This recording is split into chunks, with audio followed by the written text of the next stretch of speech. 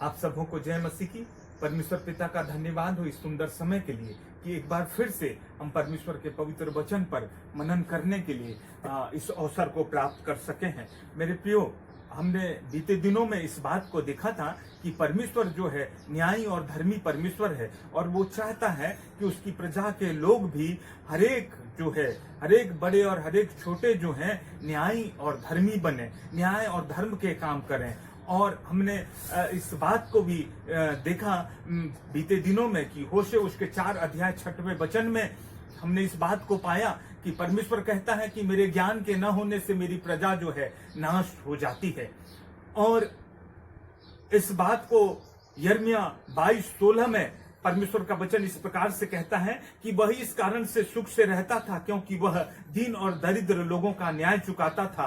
क्या यही मेरा ज्ञान रखना नहीं है? यहोवा की यह वाणी है। अर्थात परमेश्वर का ज्ञान रखना जो है वो न्याय और धर्म के काम करना, अर्थात जो दीन और दरिद्र लोग हैं उनका न्याय चुकाना, उनकी सुधि लेना, उनके साथ भलाई करना है।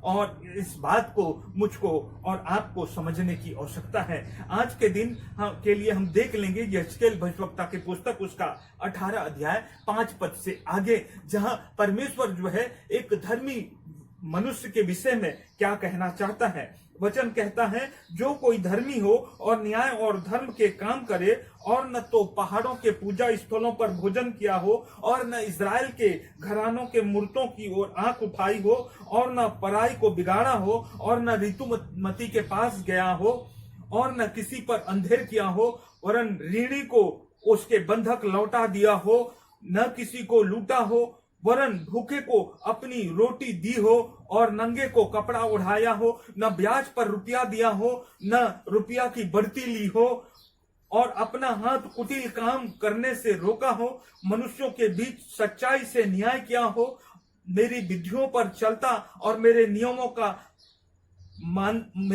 को मानता हुआ सच्चाई से काम किया हो, ऐसा मनुष्य धर्मी है, वह निश्चय जीवित रहेगा। प्रभु यहोवा की यह वाणी है। इन दिनों में इस कोरोना वायरस के दिनों में हम देख रहे हैं कि इस महामारी के कारण से लोग अपने प्राण, अपने जीवनों के बचाव का नाना प्रकार से उपाय कर रहे हैं। और जीवन के बचाव के लिए परमेश्वर का जो वचन मुझको और आपको जो आध्यात्मिक की शिक्षा देता है, इस बात को मैं आज अपनी और आपकी शिक्षा के निमित्त रखने का प्रयत्न कर रहा हूं। और 10वें वचन में लिखा है, परंतु यदि उसका पुत्र डाकू, हत्यारा, ऊपर कहे हुए पापों में से किसी का करने वाला हो और ऊपर कहे हुए उचित कामों का करने वाला न हो और पहाड़ों के पूजा स्थलों पर भोजन किया हो, पराई स्त्री को बिगाड़ा हो, दीन दरिद्र पर अंधेर किया हो, औरों को लूटा हो, बंधक न लौटाई हो, मूर्तों की ओर आंख उठाई हो और इस प्रकार के और भी घृणित काम किया हो और ब्याज पर रुपया दिया हो और बढ़ती ली हो, और ऐसा मनुष्य क्या जीवित रहेगा? वह जीवित न रहेगा, इसलिए कि उसने सब घिनौने काम किए, वह निश्चय मर जाएगा और उसके खून का लेखा जो है उसी के सर पर पड़ेगा। ये 2 प्रकार की बातें परमेश्वर का वचन जो है मेरे और आपके लिए कहता है कि किन किन कामों के करने वाले लोग परमेश्वर की दृष्टि में धर्मी हैं और उन कामों के विपरीत करने वाले लोग जो अधर्मी है, अन्यायी है, वो परमेश्वर के लेखे जीवन के अधिकारी नहीं परंतु मृत्यु के योग्य ठहरते हैं। आगे इस वचन को जब हम पढ़ते हैं तो इस बात को भी पाते हैं 20वें वचन में, जहां पर लिखा है, जो प्राणी पाप करे वही मरेगा, न तो पुत्र पिता के अधर्म का भार उठाएगा और न पिता पुत्र का। धर्मी को अपने ही धर्म का फल और दुष्ट को अपनी दुष्टता का फल मिलेगा। अर्थात जो जैसा काम करता है उसका वैसा ही प्रतिफल उसके जीवन में उसको मिलेगा। 21वें वचन में कहता है, परंतु यदि दुष्ट जन अपने सब पापों से फिरकर मेरी सब विधियों का पालन करे और न्याय और धर्म के काम करे तो वह न मरेगा वरन जीवित रहेगा। 22वें वचन में कहता है, उसने जितने भी अपराध किए हों उसमें से किसी का स्मरण उसके विरुद्ध में न किया जाएगा। जो धर्म का काम उसने किया हो उसके कारण वह जीवित रहेगा। अर्थात एक दुष्ट मनुष्य भी है और वो अपनी दुष्टता से फिर करके न्याय और धर्म के काम करने लगे और परमेश्वर की इच्छा के अनुसार चलने लगे, और उसके पूर्व उसने जितने भी अधर्म के काम किए हो वो उसका लेखा परमेश्वर उससे नहीं लेता है। परंतु अब जबकि वो धर्म के काम करने लगा है, न्याय के काम करने लगा है, उस कारण से परमेश्वर का वचन कहता है कि वो निश्चय जीवित रहेगा। परंतु आगे जब हम वचन को पढ़ते हैं, इसी प्रकार से जब कोई धर्मी जन भी है और पूर्व में उसने धर्म के काम किए हों, परंतु अब वो धर्म के काम से भटक गया है और वो अब अधर्म और अन्याय के काम करने लगा और परमेश्वर की दृष्टि में घृणित काम करने लगा है, तो उसने पूर्व में जो धर्म के काम किए थे वो उसको बचाने नहीं पाएंगे। परंतु अब जो वो अधर्म के काम कर रहा है और अब जो वो घृणित काम कर रहा है, उसके कारण से वो निश्चय ही मर जाएगा, वो जीवित न रहेगा। परमेश्वर का वचन इस प्रकार से कहता है 23वें वचन में, यहेजकेल 18 अध्याय के 23वें वचन में वचन कहता है, प्रभु यहोवा की यह वाणी है, क्या मैं दुष्ट के मरने से कुछ भी प्रसन्न होता हूं? क्या मैं इससे प्रसन्न नहीं होता कि वह अपने मार्ग से फिरकर जीवित रहे?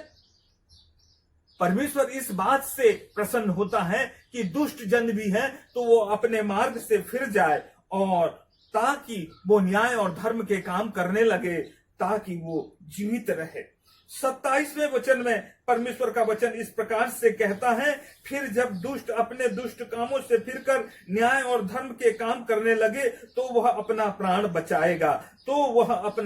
बचाएगा, वह जो सोच विचार कर अपना सब अपराधों से फिरा, इस कारण वह न मरेगा, निश्चय वह जीवित रहेगा। तो भी इस्राएल का घराना कहता है कि प्रभु की गति एक सी नहीं है। हे इस्राएल के घराने, क्या मेरी गति एक सी नहीं? क्या तुम्हारी गति अनुचित नहीं?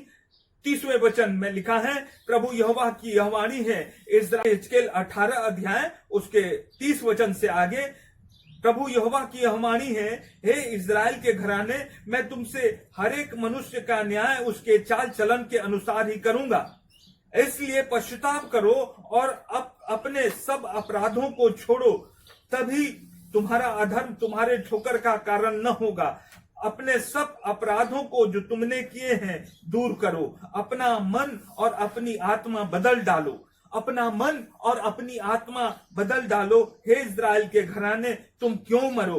क्योंकि प्रभु यहोवा की यह वाणी है, जो मरे उसके मरने से मैं प्रसन्न नहीं होता। इसलिए पश्चाताप करो, तभी तुम जीवित रहोगे।